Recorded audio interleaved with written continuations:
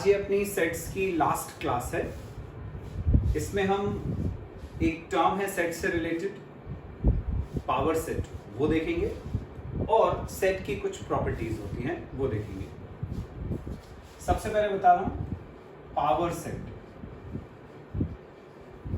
Power set suppose जैसे एक set ए है 1 2। हमने सीखा था कि इसके सबसेट्स कैसे बनाते हैं। सबसेट्स बनाता हूं ए के सबसेट मतलब उसके छोटे set, subsets of A equal to एक बार 1 अकेले को लिया, एक बार 2 अकेले को लिया, एक नल सेट सबका सबसेट होता है, और एक इक्वल सेट सेम सेट 1 2। ये अपन ने सबसेट्स बनाए। ये जो सबसेट्स बनाए हैं, अब यदि इसका भी अपन एक सेट बना लें तो उसको हम बोलते हैं ए का power set. Power set of A, power set of A इसको लिखते हैं पी ए इक्वल टू ये जो अपन ने सबसेट्स बनाए थे उसका सेट। मतलब ये जो सबसेट्स थे वो हमारे इस पावर सेट के अंदर एज एलिमेंट्स प्रेजेंट होंगे। एक एलिमेंट हो गया 1, एक हो गया 2, एक हो गया नल सेट और एक इक्वल सेट। ये हो गया ए का पावर सेट। एलिमेंट्स देखो कितने आए इसमें, 1 2 3 4। तो नंबर ऑफ एलिमेंट्स हैं 4। 4 को अपन लिख सकते हैं 2 की पावर 2। 2 जो है वो नंबर ऑफ एलिमेंट्स थे इन ए। इसका मतलब अपन को ये पता चल गया कि यदि यहां पर 2 एलिमेंट हैं तो पावर सेट के अंदर कितने एलिमेंट्स आएंगे, 2 की पावर 2। यदि मान लो इसमें 3 एलिमेंट होते 1 2 3, तो पावर सेट के अंदर कितने एलिमेंट आते हैं, 2 की पावर 3, 8 एलिमेंट्स आ जाते हैं। मतलब अपन इन जनरल कह सकते हैं कि number of elements in power set equal to होता है 2 टू द पावर n, जहां पर n का मतलब क्या होता है, number of elements in the given set, where n equal to number of elements in given set. आगे समझ में? एक और एग्जांपल दे रहा हूं। यदि मान लो जैसे सेट है 1 2 3। अब मैं बोलता हूं कि इसके पावर सेट बनाओ। इसका पावर सेट अपन को बनाना है, तो अपन क्या करेंगे, इसके जितने सबसेट्स होंगे उसको अपन सेट के अंदर एज एन एलिमेंट डाल देंगे। तो इसके सबसेट्स बनाओ से छोटे सेट, एक बार 1 ले लिया, एक एलिमेंट हो गया है, कॉमन लगाकर दूसरा एलिमेंट 2, फिर 3, सिंगल सिंगल ले लिए, अब 2 2, 1 2, फिर 2 3, फिर 1 3। ठीक है, सिंगल सिंगल हो गए, 2 2 हो गए। फिर नल सेट सबका सबसेट होता है, ये नल सेट ले लिया। फिर एक इक्वल सेट भी आता है सबसेट में, वो भी ले लिया। देखो अब जो मैंने तुम्हें रूल बताया उसके अकॉर्डिंग इसके अंदर आने वाले एलिमेंट्स कितने होने चाहिए, 2 की पावर n। n कितना है यहाँ पे अपने पास, 1 2 3। तो नंबर ऑफ एलिमेंट्स होने चाहिए 2 की पावर 3, मतलब 8 एलिमेंट्स आने चाहिए अपने पावर सेट में। देख लेते हैं अपन, 1 2 3 4 5 6 7 8 आ गए। तो number of elements is equal to 8, मतलब 2 टू द पावर 3। ये कहलाता है अपना पावर सेट। आगे समझ में? अब सेट की 2 प्रॉपर्टीज थी स्टूडेंट्स, वो देखते हैं अपन। फर्स्ट प्रॉपर्टी है A union A intersection B equal to होता है ए। सेकेंड प्रॉपर्टी है A intersection A union B. First वाले में बाहर यूनियन है, अंदर इंटरसेक्शन है। सेकेंड वाले में बाहर इंटरसेक्शन है, अंदर यूनियन है, इक्वल टू ए। ये प्रॉपर्टीज है। इसको तुम ऐसे याद रख सकते हो कि यदि ए 2 बार आ रहा है तो उसकी वैल्यू ए होगी। बाहर इंटरसेक्शन अंदर यूनियन या बाहर यूनियन अंदर इंटरसेक्शन, पर जो सेट 2 बार आएगा वैल्यू वो होगी। ठीक है, जैसे मैं इसको यदि ऐसे लिख दूं A union B intersection A, तब भी उसकी वैल्यू ए ही रहेगी, ये ए होगी। यदि मैं लिखूं B intersection A union B, B 2 बार आ रहा है तो उसकी वैल्यू बी होगी। ठीक है, जरूरी यह है कि एक इंटरसेक्शन और एक यूनियन आना चाहिए। दोनों इंटरसेक्शन है या दोनों यूनियन है तब नहीं लगेगी प्रॉपर्टी। एक इंटरसेक्शन एक यूनियन है तो जो सेट 2 बार आता है वैल्यू वही होती है। आगे समझ में, इसको वेरीफाई कर सकते हो तुम। कोई सेट लेके अपन इसको चेक कर सकते हैं। जैसे मान लो ए हमने सेट लिया 1 2 3, बी हमने सेट लिया 3 4 5। अब मान लो फर्स्ट वाली प्रॉपर्टी चेक कर रहा हूं, तो पहले निकालता हूं A intersection B, A intersection B, तो ए और बी में कॉमन, 1 2 3 और 3 5 में कॉमन, 3 4 5, 3 हो गया। ये हो गया ए इंटरसेक्शन। अब निकालना है A union A intersection, A union A intersection B equal to A की जगह रखा 1 2 3 यूनियन, ए इंटरसेक्शन बी की जगह रखा 3। अब इन दोनों का यूनियन कंबाइन कर दिया, दोनों 1 2 3, तो A union A intersection B की वैल्यू 1 2 3 आ गई। अब देखो 1 2 3 कौन सा सेट था, सेट ए था, इक्वल टू ए। देखो आ गया ना, A union A intersection B equal to A आ गया। आगे समझ में, ऐसे अपन वेरीफाई कर सकते हैं। अब इसी का एक क्वेश्चन है, वो देखते हैं।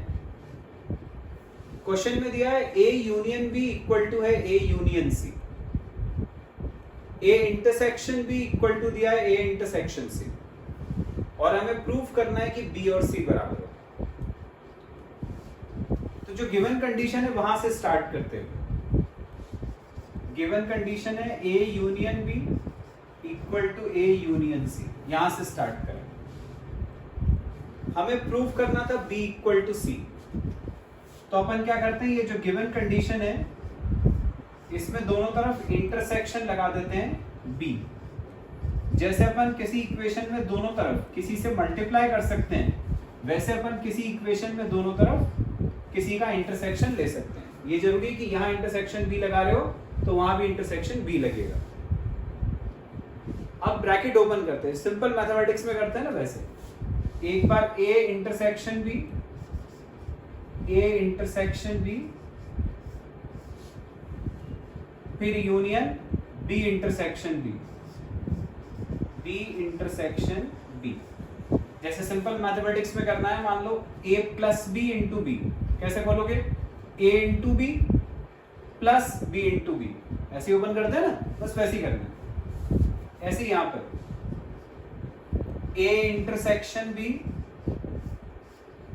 यूनियन c इंटरसेक्शन b, ये अपन ने ब्रैकेट ओपन कर दिया। ये a इंटरसेक्शन b ऐसे ही रहा, union b intersection b, b intersection b मतलब b का अपने ही साथ इंटरसेक्शन, किसी सेट का अपने ही साथ कॉमन सेम सेट रहेगा, है ना। इसका मतलब b और b का इंटरसेक्शन क्या होगा, b इक्वल टू b। ठीक है, किसी सेट का अपने आप के साथ इंटरसेक्शन, जैसे एक सेट है 1 2, उसका 1 2 के साथ ही इंटरसेक्शन क्या हुआ, 1 2, 1 2 दोनों में ही आ रहा है। अब 1 2 कौन सा सेट था अपना, मान लो सेट ए है तो सेट ए हो गया, मतलब b का b के साथ इंटरसेक्शन b होता है, a का a के साथ इंटरसेक्शन a होगा, इक्वल टू ये ऐसे ही रहा, a intersection b union C intersection B, C intersection B या बी इंटरसेक्शन सी, एक ही बात होती है ना, बी और सी में कॉमन या सी और बी में कॉमन, एक ही चीज है।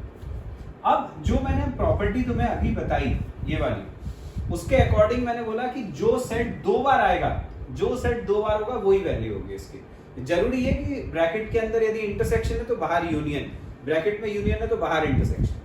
देखो यहाँ एक इंटरसेक्शन है, यहाँ यूनियन है, सेट बी अपने को दो बार दिख रहा है, मतलब इस प्रॉपर्टी के अकॉर्डिंग इसकी वैल्यू बी होगी। तो ये आ गया अपना बी इक्वल टू, ये ऐसी रहेगा A intersection B union B intersection C, ये अपनी एक इक्वेशन, ठीक है। तो ये इक्वेशन लाने के लिए अपन ने क्या करा था, जो गिवन कंडीशन थी वहां से स्टार्ट किया था और दोनों तरफ इंटरसेक्शन अपन ने बी लिया था। हमें प्रूफ क्या करना था, बी इक्वल टू सी, तो अभी अपन ने बी के साथ इंटरसेक्शन लिया, अब ऐसे ही अपन दोनों तरफ सी इंटरसेक्शन लगा देंगे। तो यही गिवन कंडीशन से स्टार्ट करेंगे, A union B equal to A union C, दोनों तरफ इंटरसेक्शन सी लगाया, A union B intersection C equal to A union C intersection C, ऐसे। अब ब्रैकेट खोलेंगे, A intersection C union B intersection C equal to, अब यहां फिर वही प्रॉपर्टी, बाहर इंटरसेक्शन अंदर यूनियन और सी दो बार दिख रहा है, मतलब इसकी वैल्यू सी हो गई, ये वाली प्रॉपर्टी से। ये हो गई अपनी इक्वेशन नंबर 2। अब जो गिवन कंडीशन थी वो देखें, गिवन कंडीशन थी कि A intersection C equal to A intersection B है, मतलब ये जहां पर ए इंटरसेक्शन सी लिखा है मैं उसकी जगह पर गिवन कंडीशन के अकॉर्डिंग ए इंटरसेक्शन भी लिख सकता हूं। तो but A intersection C equal to A intersection B given, ये थी गिवन कंडीशन। तो जहां पर ए इंटरसेक्शन सी है उसकी जगह ए इंटरसेक्शन बी डाल देते हैं। Therefore A intersection B union B intersection C equal to आ गया सी, इक्वेशन नंबर 3। अब अपन फर्स्ट और थर्ड इक्वेशन को कंपेयर करें, तो देखो इसकी जो RHS है वो है A intersection B union B intersection C, इसकी LHS है A intersection B union B intersection C. तो जो उसकी RHS है वो इसकी LHS है, मतलब ये दोनों बराबर हैं। यदि ये दोनों बराबर हुए तो ये और ये इक्वल होना चाहिए, ठीक है। B इसके बराबर है जबकि ये C के बराबर है, मतलब B और C इक्वल हुए, therefore B equal to C। यही अपन को प्रूफ करना था। आ गया? तो इस तरह से जो अपन ने ये वाली प्रॉपर्टी पढ़ी उसका हम यूज करते हैं क्वेश्चंस में। Got it? अब बच्चों सेट में एक और तरह का क्वेश्चन आता है, जैसे ये है question a minus B equal to a intersection b dash. Question है बोला ये प्रूफ करना है a और b दो सेट्स हैं। तो एक कॉमन मिस्टेक क्या होती है कि बच्चे a और b को कुछ सेट सपोज कर लेते हैं, जैसे a को मान लिया 1 2 3 4, b को मान लिया 1 2 3। उससे ये प्रूफ तो हो जाता है, लेकिन वो प्रूफ जो है वो सिर्फ उन दो सेट्स के लिए हुआ जो तुमने एज्यूम करा था। मैं ये कह सकता हूं कि तुमने जो ये दो सेट्स प्रूफ लिए, यदि मान लो उसकी जगह कोई तुम और कोई दूसरे सेट लोगे तब हो सकता है ये रिलेशन ट्रू ना हो। कहने का मतलब ये कि हम कोई पर्टिकुलर सेट एज्यूम करके इस तरह के क्वेश्चंस को प्रूफ नहीं कर सकते, ठीक है। इसके ऊपर तुम्हें मार्क्स नहीं मिलेंगे भले ही तुम्हारी LHS इक्वल टू RHS आ जाए। तो इस टाइप के क्वेश्चंस को अपन सेट अपने मन से सपोज करके प्रूव नहीं करेंगे। ऐसे क्वेश्चंस को अपन कैसे प्रूव करते हैं, इनको अप्रोच कैसे करते हैं वो बता रहा हूं। इस क्वेश्चन को, इस पर्टिकुलर इस क्वेश्चन को प्रूव करने से पहले तुम्हें एक कंसेप्ट में बताना चाहता हूं, वो देखो। यदि मान लो हम बोले कि x बिलोंग करता है A यूनियन B को, x belongs to A union B, मतलब x A यूनियन B का एक एलिमेंट है। उसका मतलब क्या होता है, या तो x A का एलिमेंट है या B का एलिमेंट है। और x बिलोंग्स टू b। ठीक है, क्योंकि यदि x a को बिलोंग करेगा या b को बिलोंग करेगा, a या b किसी में से भी आएगा, किसी में भी आएगा, तो यूनियन में तो अपन सारे एलिमेंट लेते हैं, तो वो a यूनियन b के अंदर तो आ ही जाएगा। आगे समझ में? तो x belongs to a union b का मतलब होता है कि x a को बिलोंग करता है या b को बिलोंग करता है।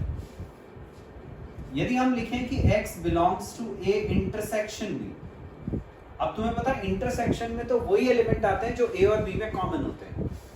तो यदि x कोई एलिमेंट है जो a इंटरसेक्शन b में आ रहा है, मतलब जरूरी है वो कि a में भी आ रहा होगा और b में भी आ रहा होगा, मतलब x belongs to a and x belongs to b, इस बार और नहीं आएगा। ठीक है, तो x belongs to a and x belongs to b, क्योंकि यदि x a इंटरसेक्शन b को बिलोंग कर रहा है, इसका मतलब वो a में भी आ रहा है एंड b में भी आ रहा है, दोनों में आएगा तभी वो इंटरसेक्शन में आएगा। आगे समझ लो, यदि मैं बोलूं x belongs to a minus b, अब अपन ने पढ़ा था a माइनस b का मतलब क्या होता है? a माइनस b का मतलब होता है a के वो एलिमेंट जो b में नहीं आते। तो यदि x belongs to a minus b है, इसका मतलब होता है कि x a को बिलोंग कर रहा है और x b को बिलोंग नहीं कर रहा। नहीं कर रहा को ऐसे आगे समझ में? तो a माइनस b मतलब x belongs to a and x does not belong to b। आगे समझ में? तो इन सारी चीजों को ध्यान रखते हुए अब अपन ये क्वेश्चन देखते हैं कैसे प्रूफ करेंगे। इसमें अपन को क्या करना होता है, हम x को लेफ्ट हैंड साइड का एलिमेंट सपोज करेंगे और उससे RHS लेकर आएंगे। फिर अगली बार अपन y को RHS का एलिमेंट सपोज करेंगे और उससे LHS लेकर आएंगे। ये अप्रोच होती है। अब मैं करके बताता हूं। लेट, ये वाला क्वेश्चन सॉल्व कर रहा हूं। Let x belongs to a minus b। मान लिया अपन ने कि x a माइनस b का एलिमेंट है। अब मैंने क्या बताया कि यदि x a माइनस b का एलिमेंट है, इसका मतलब a का है और b का नहीं है। वही यहां पे लिखूंगा, दैट एम्प्लाइज, इक्वल टू ना लिखकर दैट एम्प्लाइज लिखते हैं क्वेश्चंस को प्रूव करने के लिए। ये तो मैं समझा रहा था इसलिए मैंने इक्वल टू लिखा। यहां हो जाएगा x belongs to a and x does not belong to b। ठीक है, अब मैंने क्या बताया कि यदि अपन बोले x belongs to a and x belongs to b, and यदि बोल रहे हैं तो उसका मतलब इंटरसेक्शन होता है, और यदि बोलते हैं तो यूनियन होता है। अब यहां पे एंड है तो हम उसकी जगह इंटरसेक्शन लिख सकते हैं। ये हो जाएगा x belongs to a intersection x does not belong to b। अब x does not belong to b का मतलब क्या है? x b को बिलोंग नहीं कर रहा। तो मैं याद हो तो अपन ने पढ़ा था complement of a set. Complement of a set का मतलब मैंने बताया था u के वो एलिमेंट जो किसी सेट में नहीं आते। जैसे एक एग्जांपल से बता रहा हूं, सपोज u है 1 2 3 4। अब अपना सेट A है मान लो 1 2। यदि मान लो मैंने कोई एलिमेंट लिया 3, ये 3 जो है वो A को बिलोंग नहीं कर रहा, does not belong to A। यदि तुम A का कॉम्प्लीमेंट निकालो, A का कॉम्प्लीमेंट मतलब U के वो एलिमेंट जो A में नहीं है, तो कौन से हुए? 3 4। A का कॉम्प्लीमेंट हुआ 3 4। तो देखो 3 A को बिलोंग नहीं कर रहा था, पर वो A डैश को तो बिलोंग कर रहा है। 3 बिलोंग्स टू A डैश। तो कहने का मतलब ये कि यदि कोई एलिमेंट किसी सेट को बिलोंग नहीं करता तो वो उसके कॉम्प्लीमेंट को बिलोंग करता है। ठीक है, तो मैंने यदि यहां पे लिखा कि x does not belong to b, तो मैं इसको क्या लिख सकता हूं? x belongs to b dash. जैसे यहां लिखा था 3 does not belong to a, पर उससे आया क्या? 3 बिलोंग्स टू a डैश। वैसे यदि x does not belong to b है, मतलब x belongs to B dash. तो ये हो जाएगा x belongs to a intersection x belongs to b dash. ऐसा आ गया, ऐसा आ गया। अब x दोनों में आ रहा है, बिलोंग्स टू दोनों में आ रहा है, तो मैं x और बिलोंग्स टू कॉमन निकाल लेता हूं। x बिलोंग्स टू, तो अंदर क्या बचा, a intersection b dash, a intersection b dash. तो हमने स्टार्ट कहां से करा था, हमने स्टार्ट इससे करा था कि x a माइनस b का एलिमेंट है, और आ क्या गया कि x a intersection b dash का भी एलिमेंट है। यदि कोई एलिमेंट इस सेट को भी बिलोंग कर रहा है और वही एलिमेंट इस सेट को भी बिलोंग कर रहा है, तो ये तो तभी पॉसिबल है जब ये वाला सेट इस सेट का सबसेट हो।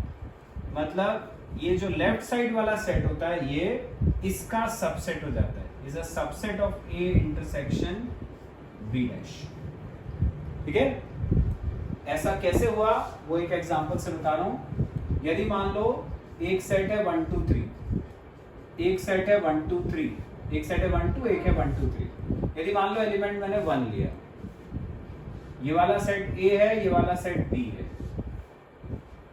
ये जो 1 है वो A को बिलोंग कर रहा है और यही 1 B को भी बिलोंग कर रहा है। इसका मतलब ये वाला जो सेट A है वो B का सबसेट है, तभी इसके एलिमेंट इसको भी बिलोंग कर रहे हैं।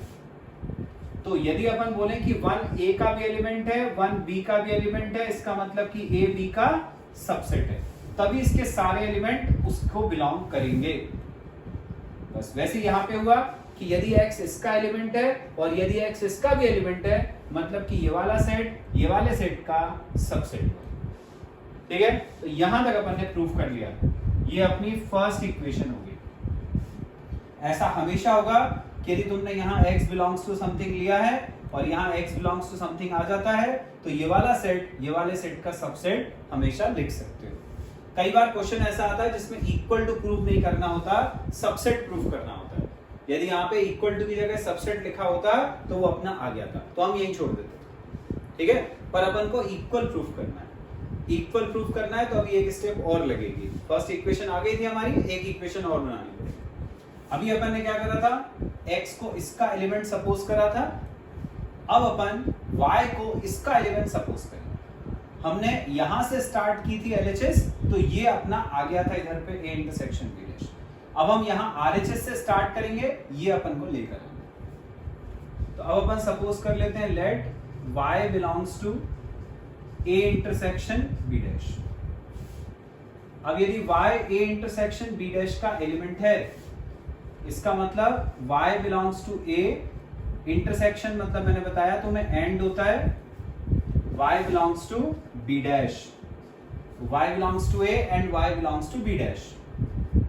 तो अभी आ गया y belongs to A and अब अभी अपन ने क्या सीखा कि यदि 3 A को बिलोंग नहीं करता तो वो 3 A डैश को बिलोंग करता है। इसी को उल्टा पढ़े तो अपन क्या कह सकते हैं कि यदि 3 A डैश को बिलोंग करता है तो वो 3 A को बिलोंग नहीं करेगा, मतलब A डैश में जो एलिमेंट आएंगे वो A में नहीं आएंगे। बस वैसे यहाँ पर यदि y B डैश को बिलोंग कर रहा है, इसका मतलब y B को बिलोंग नहीं करेगा। जैसे 3 A डैश को बिलोंग कर रहा था तो 3 A को बिलोंग नहीं कर रहा था। ठीक है, अब y A को बिलोंग कर रहा है और y B को बिलोंग नहीं कर रहा। इसका मतलब क्या हुआ, ये देखो यहां पे मैंने तुम्हें बताया कि यदि x A को बिलोंग कर रहा है और x B को बिलोंग नहीं कर रहा है, इसका मतलब कि x A माइनस B का एलिमेंट है, क्योंकि A माइनस B में ही वो एलिमेंट आते हैं A के जो B में प्रेजेंट नहीं होते। तो जो मैंने यहां बताया था, देखो वही कंडीशन वहां आई है। यहां लिखा था बस x, यहां पर उसकी जगह y है। तो जैसे x belongs to A and x does not belong to B का मतलब था x belongs to A minus B, वैसे y belongs to A and y does not belong to B का मतलब हुआ y belongs to A minus B। यहां तक आ गया। ठीक है, अब जैसे यहां बताया था कि यदि तुमने x को इसका एलिमेंट लेके स्टार्ट करा और x बिलोंग्स टू दिस तक तुम पहुंच गए, तो ये वाला सेट ये वाले सेट का सबसेट हो जाता है। ये इसका सबसेट हो गया, ये बिल्कुल ऐसे ही हमने स्टार्ट यहां से किया था और यहां पर आ गए, मतलब ये इसका सबसेट हो गया। Therefore, A intersection B dash is a subset of A minus B। ये हो गई अपनी इक्वेशन नंबर 2। अब देखो फर्स्ट और सेकेंड इक्वेशन में यहां A माइनस बी आ रहा है, तो सेकेंड इक्वेशन में वही RHS में आ रहा है। यहां जो RHS आ रही है वो वहां LHS आ रही है। इसका मतलब ये हुआ कि यदि दो सेट के लिए तुम ऐसा लिख रहे हो कि A B का सबसेट है और लिख रहे हो कि B A का सबसेट है, ऐसा तो सिर्फ तभी पॉसिबल है ना जब A और B दोनों इक्वल सेट्स हों। जब इक्वल सेट हो तभी तो ऐसा हो सकता है कि A B का सबसेट हो और B A का सबसेट हो। ऐसा तभी पॉसिबल है सिर्फ जब दोनों सेट बराबर सेट हो, अदरवाइज ऐसा पॉसिबल नहीं है। तो यदि ये इसका सबसेट है और ये इसका सबसेट है जो अपन ने पहले प्रूव करा, उसके अकॉर्डिंग दोनों सेट इक्वल होने चाहिए। From 1 and 2 A intersection B dash equal to होना चाहिए A माइनस B। देखो ये प्रूव करना था, A intersection B dash equal to A minus B। तो ये प्रोसीजर होता है ये पूरे इस टाइप के क्वेश्चंस को सॉल्व करने का, ठीक है। इसमें जैसे मैंने तुम्हें शुरू में बताया कि ध्यान रखना, एक कॉमन मिस्टेक है बच्चों की, बच्चे इस तरह का क्वेश्चन देखते ही A और B को सेट सपोज कर लेते हैं, let A equal to 1 2 3 4, B equal to 1 2 3, और उससे उनकी LHS इक्वल, ये LHS RHS इक्वल आ जाती है, पर नंबर एक भी नहीं मिलेगा, नंबर मिलेगा 0, ठीक है। क्योंकि वो तुमने जो प्रूव करा है वो सिर्फ जो तुमने अपने मन से दो सेट लिए हैं उनके लिए प्रूव हुआ है, जनरल प्रूफ नहीं है। आ गया समझ में? इसी टाइप का नेक्स्ट क्वेश्चन है, A intersection B minus C equal to है A intersection B minus A intersection C। जैसे मैंने समझाया वैसे ही स्टार्ट करेंगे। पहले LHS का अपन एलिमेंट ले लेंगे X, उससे ये RHS लेके आएंगे। यदि यहां से स्टार्ट करके ये आ जाता है तो हम बोलेंगे ये RHS का सबसेट है। फिर अपन Y को इसका एलिमेंट मानेंगे और उससे ये लेकर आएंगे। यदि यहां से स्टार्ट करके ये आ गया मतलब ये इसका सबसेट है। अब ये इसका सबसेट और वो इसका सबसेट तभी हो सकता है जब दोनों इक्वल, तो दोनों इक्वल प्रूव हो जाएंगे। चलो करते हैं start. Let X belongs to A intersection B minus C। X को इसका एलिमेंट अपन ने सपोज किया, ये B माइनस C पे ब्रैकेट था। इसका मतलब क्या होता है, X belongs to A, intersection मतलब मैंने बोला एंड होता है, X belongs to B minus C। ऐसा आ गया। अब ये हो गया X belongs to A and X belongs to B minus C का मतलब मैंने बताया, इसका मतलब होता है X belongs to B and X does not belong to C, ठीक है। X belongs to B minus C का मतलब X B का एलिमेंट है, X C का एलिमेंट नहीं है। ये अपन ने इतने को सॉल्व करा, इसको मैंने एक ब्रैकेट में। अब ये जो X बिलोंग्स टू A आ रहा है उसको एक बार इसके साथ लेना है, एक बार इसके साथ लेना है, जैसे अपन सिंपल ब्रैकेट बनाते हैं। तो ये हो गया X belongs to A and X belongs to B, ऐसा आ गया। एक बार इसको इसके साथ ले लिया। अब ये वाला एंड, अब इसको इसके साथ लेना है, X belongs to A and X does not belong to C, X does not belong to C. X belongs to A and X belongs to B. And का मतलब इंटरसेक्शन, तो ये हो गया X belongs to A intersection B and. अब यहां पर बोला है कि X A का एलिमेंट है और X C का एलिमेंट नहीं है। अपने को जो प्रूफ करना है उसकी RHS में देखो A इंटरसेक्शन B चाहिए था, वो आ गया। अब अपन को क्या चाहिए, A इंटरसेक्शन C चाहिए, तो मुझे यहाँ पे किसी तरह से A इंटरसेक्शन C लाना है और माइनस चाहिए। माइनस कब आता है, जब अपन बोलते हैं कि X उसका एलिमेंट नहीं है। तो हम इस इक्वेशन को कैसे लिखें, A इंटरसेक्शन C के फॉर्म में लाना है। तो अपन इसको यूं लिख सकते हैं, x does not belong to a intersection चाहिए था a इंटरसेक्शन c। ठीक है, ऐसा मैं क्यों लिख सकता हूं? देखो x a का एलिमेंट है और x c का एलिमेंट नहीं है।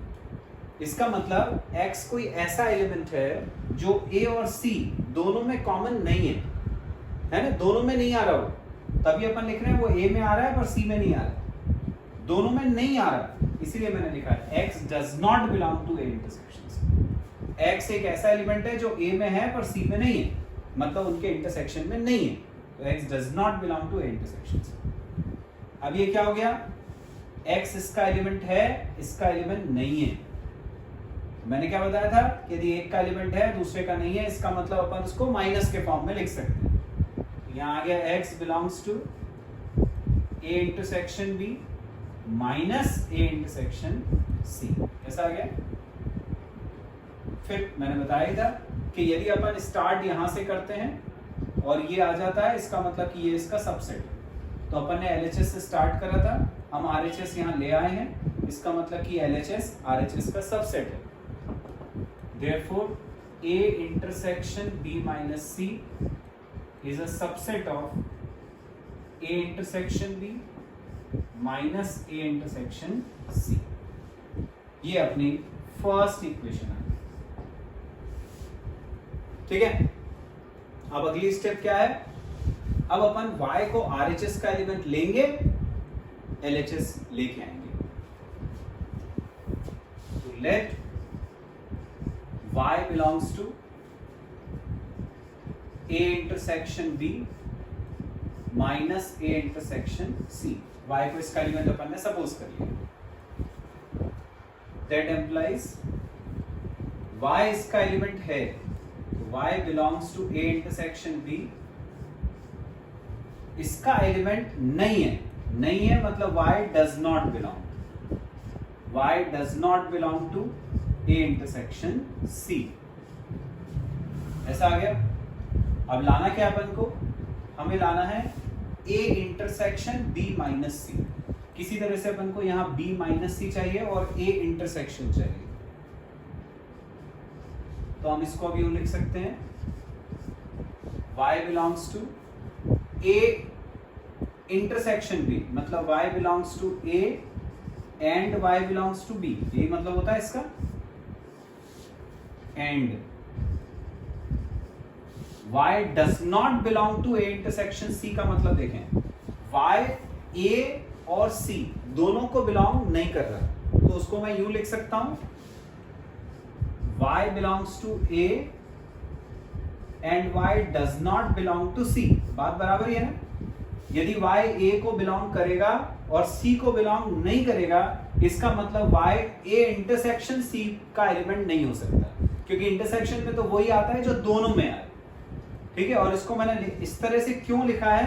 क्योंकि मुझे जो LHS चाहिए उसमें मुझे चाहिए B माइनस C, मतलब B का एलिमेंट चाहिए, C का नहीं चाहिए, तो इसलिए मैंने इसको यहाँ पे y belongs to A and y does not belong to C, क्योंकि मुझे यहाँ C का एलिमेंट नहीं चाहिए था, उस फॉर्म में लिखा है। अब देखो y belongs to A दोनों में आ रहा है, इसको हमने कॉमन निकाल लिया, y belongs to A। बाकी क्या बचा? एंड यहां बचा y belongs to B, यहां बचा and y does not belong to C। y belong to B and y does not belong to C। ये हो गया y belongs to A and अब y B को बिलोंग कर रहा है, C को बिलोंग नहीं कर रहा, मतलब y बिलोंग करेगा B माइनस C। फिर वही एंड हटाएंगे तो इंटरसेक्शन, तो y belongs to A intersection B minus C। आ गया A intersection B minus C जो हमें चाहिए था। तो हमने यहां से स्टार्ट किया RHS से और ये LHS आ गई, इसका मतलब कि ये इसका सबसेट है। Therefore A intersection B minus A intersection C is a subset of A intersection B minus C। ये हो गई हमारी इक्वेशन नंबर 2। ये फर्स्ट थी, वो सेकेंड इक्वेशन। देखो जो इसकी LHS है वो उसकी RHS होगी, जो इसकी RHS है वो इसकी LHS होगी। ऐसा तभी पॉसिबल है जब LHS और RHS इक्वल हो। Therefore A intersection B minus C equal to होगा A intersection B minus A intersection C। आ गया? ये प्रूफ करना था।